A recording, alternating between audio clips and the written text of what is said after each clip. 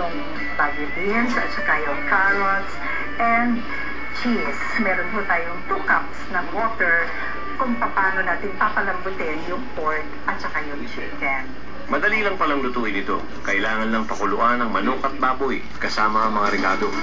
Ang hindi lang kasali ang cheese at mga gulay na carrots, potatoes at bagu beans na gagawing pang-toppings. Pag kumulo na siya, sabay-sabay din yung lalasa yung mga ingredients. Kaya namin tinawag na Sevia sa asado. Dahil ang pangalan ng mami ko, Eusebia. At take note, huwag lang kakalimutang itabi ang naging sarsa ng pinagpakuluan. Pagkatapos natin napakuluan yung pork at saka yung chicken, syempre, unang alisin natin or una nating ipiprito ang chicken. Kasi mas una siyang lumalambot kasi sa pork. Tapos yun namang ating veggies, yung carrots, yung bichuelas, at saka yung patatas, pwede nating i-boil lang ito. Pwede rin nating i-fry sa butter. Kapag naprito mo na ang mga ito, ready ka nang gawin ang sarsa. Igisa lang sa bawang ang sarsang pinagpakuluan at lagyan ng keso. Aantayin natin siyang lumapot. Ang mga gulay naman, maaari mong pakuluan o i-medium fry para pang toppings. Hindi naman kasi kailangan lumambot yung gulay, kailangan medyo crispy. Ang sarsa ng pinagpakuluan ang gagamitin nating pampalasa sa ating recipe. Medyo colorful yung veggies natin. Talagang bagay na bagay sa holidays. Ito ang magpapasarap dito sa asado ni Sevia. Thank you for having me in your show. It was really a pleasure for me na i-share ko to sa inyo.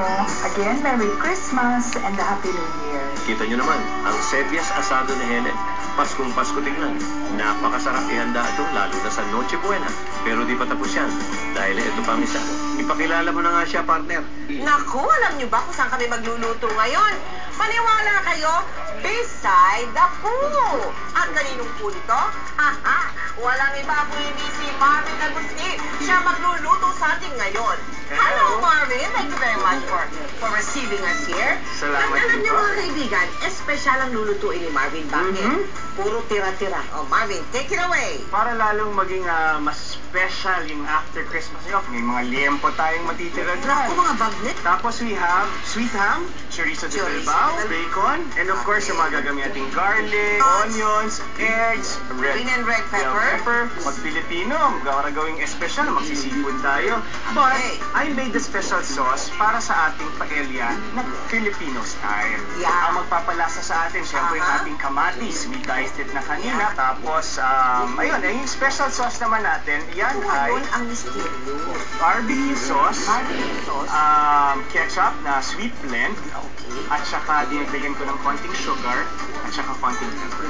Itabi lang natin lahat yan, lagay natin sa ref, we can still use it after Christmas. Sarap. Marvin, ano-anong mga leftovers pa ang pwede natin gawing paella? Kahit ano dito, Meli, ng kagandahan, is yung sukat po nung ating special sauce na sinabi ko kanina, 1:1:2. Bubutom ako lalo dyan sa ginagawa mo. Sarap ng amoy. Malutong nito. O yan na. The Maglalagay tayo rice. ng kanin. Yes. Ito, I consider this as 1 small tomato. Luto na itong tomato na to eh. Opo, luto na Inano na ito. natin yan sa pinakuluan na sa tubig.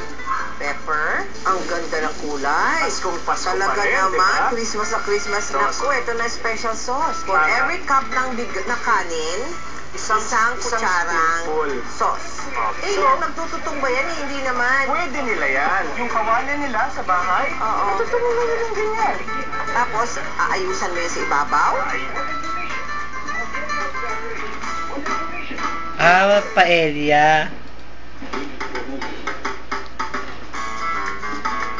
So, anong klaseng pasta ito? This will be called pasta alla mer. Iba-iba po yan. Actually, parang yan tira-tira. Natin ngayon ulit ang bacon. Pinapamantika natin yung bacon. Para lumabas yung mantika niya. Matapos ng bacon, What's up since next? na-juice out na talaga natin yung mantika gusto natin sa bacon, then we can put the garlic. Pero dapat alam natin yung tamang consistency ng pagluluto niya. Okay. You can bring back the Bacon. bacon. Favorite ng bacon? And then we put the yung natira nating shrimps po kanina. Of course, we'll be using here sun-dried tomatoes. And then, sa dulo, syempre natin ilalagay shiitake mushrooms. So, 10-15 minutes, you're done. As long as prepared lahat ng pagkain natin, ng ingredients natin. And then we put the pasta. Kasama na po dito. Luto na yung pasta, syempre. Dito yan. Yan. Sa dulo na lang, kasi luto na po yan. Smoked yan. And then we have, ito kasi favorite ko to eh. Pesto po na may sun-dried tomatoes flavor na. Okay. So talagang ang sarap na lasang ibibigay niya. Meron pa ng ano na siya. Depende sa kanilang panlasa. Napansin ko, Marvin, walang ano yan, sibuyas. Wala po. Wala, just garlic, ano? One for you, one for me pala, and one for you. Okay. Paella, Pinoy paella, and pasta a la mel. Yeah. Ako, mga tira-tira ninyo. Mapapakinabangan pa, no? Kahit tira-tira. Oo. Marvin, maraming salamat sa iyo. Mel. It's Aha. always a pleasure.